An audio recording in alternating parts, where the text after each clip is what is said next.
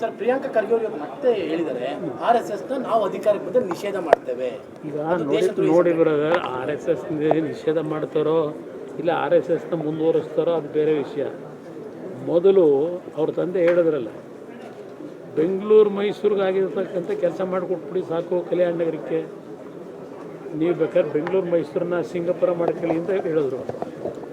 ಇವ್ರು 40 ವರ್ಷ ಇದ್ರಲ್ಲ, ಪ್ರಿಯಾಂಕಾ ಖರ್ಗೆ ಈಗ ಬಂದವ್ರಿಗೆ 50 ವರ್ಷದಿಂದ, ಇವ್ರು 40 ವರ್ಷ ಶಾಸಕರು ಮಂತ್ರಿ ಎಲ್ಲ ಇದ್ರಲ್ಲ, ಅವ್ರೇನು ಮಾಡೋದು? ಕಲ್ಯಾಣ ಇದ್ದಾರೆ ಗುರುಮಿಟ್ ಕಿಲ್ಲಲ್ಲಿ 10 ಬಾರಿ MLA, 8 ಬಾರಿನ 9 ಬಾರಿನ, ಇವತ್ತು ಅಭಿವೃದ್ಧಿ ಮಾಡಲಿಕ್ಕೆ ಆಗಲಿಲ್ಲ.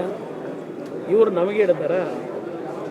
ಈಗ ನಿಷೇಧ ಮಾಡ್ತಕ್ಕಂಥದ್ದು ಅದೆಲ್ಲ ಅಷ್ಟು ಸುಲಭದೇನು ಕೆಲಸ ಅಲ್ಲ. ಇವರವರು ಕಾಂಗ್ರೆಸ್ನ ನಿಷೇಧ ಮಾಡಿಬಿಟ್ರೆ ಏನು ಮಾಡ್ತೀರಿ? ಮುಂದಕ್ಕೆ ಜನ ಹೆಚ್ಚು ಕಡಿಮೆ ಆ ಪರಿಸ್ಥಿತಿಯಲ್ಲಿ ಅವರವರು ಕಾಂಗ್ರೆಸ್ನ ಜನ ಮರೀತಾ ಇರ್ತಾರೆ ದೇಶದಲ್ಲಿ. ಇವೆಲ್ಲ ಇಶ್ಯೂ ಡೈವರ್ಟ್ ಇಶ್ಯೂಗಳನ್ನ ಅಷ್ಟೇ, ಬರೀ ಡೈವರ್ಟ್, ಬರೀ ಮಾತಿನ ಚಪ್ಪಲಿಗೆ ಮಾತಾಡ್ತಾರೆ. ದೇಶದ್ರೋಹಿ ಸಂಘಟನೆ ಅನ್ನುವಂಥ ಮಾತನ್ನು ಉಚ್ಚರಿಸ್ತಾರೆ. ಈಗ ಅವರು ಮೊದಲಿಂದಲೂ ಅದನ್ನು ಹೇಳ್ಕೊಂಡೇ ಬಂದವ್ರೆ, ಅವ್ರು ಈಗಲೂ ಅದನ್ನೇ ಹೇಳ್ತಾರೆ. ಅವರು ಭಾಳ ದೊಡ್ಡ ಮಾತಾಡ್ತಾರೆ ಪ್ರಿಯಾಂಕಾ ಖರ್ಗೆ ಅವರು.